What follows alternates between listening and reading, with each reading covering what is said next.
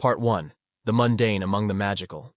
In a world painted with the vibrant hues of magic, where elves wove symphonies of arcane energy, dwarves forged runes of enduring power, and orcs commanded spirits with primal roars, humans existed as a stark contrast, a canvas of mundane gray.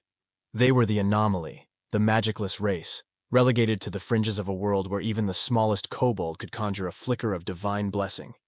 Humans, try as they might, could only mimic the magic of others, never truly wielding it. They were the empty vessels in a world overflowing with arcane wine.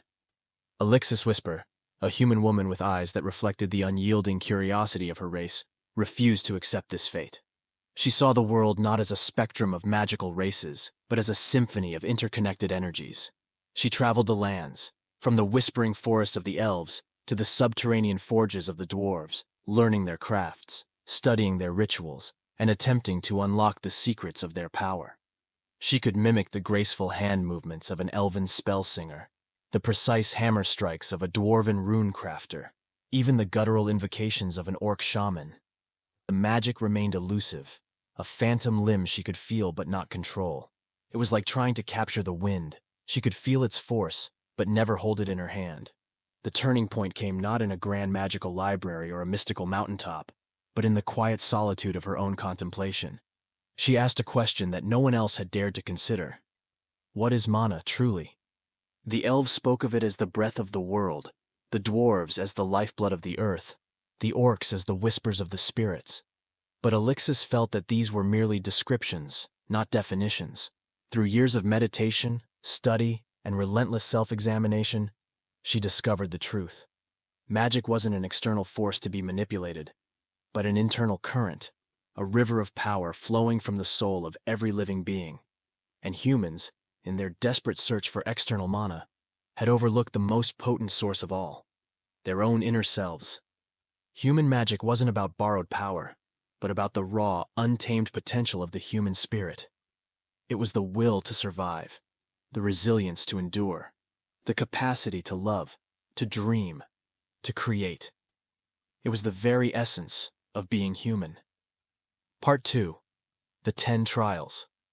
Alixis shared her discovery with 9 others, humans who, like her, had felt the yearning for something more. They became her disciples, not just students of magic, but explorers of the human soul. They learned the magic of the other races, not to emulate it, but to understand its underlying principles, to see how it connected to the universal flow of mana. They studied elven song-weaving, dwarven rune-crafting, orcish spirit-calling, even the subtle enchantments of the succubi and the primal fury of the Goliaths. They became masters of the mundane, understanding the intricate workings of a world that had deemed them powerless. The World Magic Combat Games arrived, a grand spectacle where the 10 dominant races showcased their magical prowess. The Colosseum buzzed with anticipation as champions from each race stepped forward, their names etched in legend, their powers honed over centuries. Against them stood Alixis's disciples, 10 humans who carried no ancestral magic, no divine blessings, only the strength of their own wills. The first trial pitted Alixis's youngest disciple, her own 13-year-old daughter Alara, against an elven spell singer renowned for his mastery of arcane melodies. The elf unleashed a torrent of enchanting notes, each one a weapon of sonic force. Alara, however, simply hummed a quiet tune, a melody of human resilience. Her hum wasn't a counterspell, but a disruption, a ripple in the flow of mana that unraveled the elf's intricate magic like a silken thread pulled from a tapestry. The elf, his magic dissipated, collapsed in exhaustion. His own spells turned to whispers. The trials continued, each one a testament to the unique power of human magic. Against a dwarven rune crafter, Alixis's wisest disciple, an aged scholar named Silas, faced a barrage of ancient symbols imbued with earth-shattering power. Silas, with a mere wave of his hand, not dispelled the runes, but drained them of their magic, turning centuries of dwarven craftsmanship to dust. The dwarf, his power undone, fell to his knees, his forgecraft rendered meaningless. Against the raw fury of orcish warriors, Alixis's strongest disciple, a towering man named Kale, stood as an immovable object. The orcs, fueled by primal rage and the strength of summoned spirits, attacked with relentless ferocity. But Kale simply willed the damage away, not deflecting it, but absorbing it, channeling it into the very core of his being. The orcs, their attacks having no effect, eventually succumbed to exhaustion. Their might turned against them.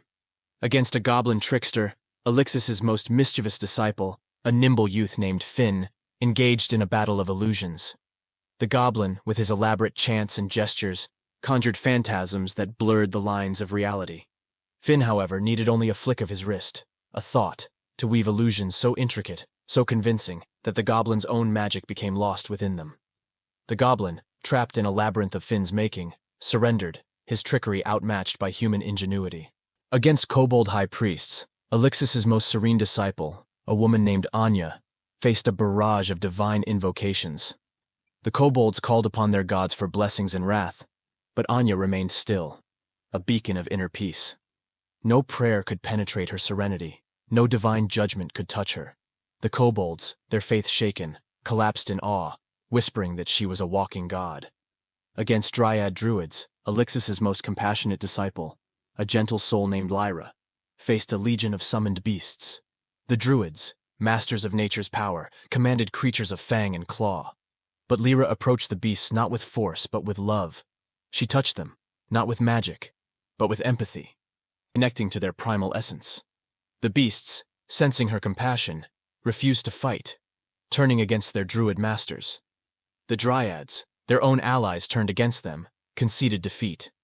Against succubi enchantresses, Alixis's most charming disciple, a man named Lucian, faced the ultimate test of will.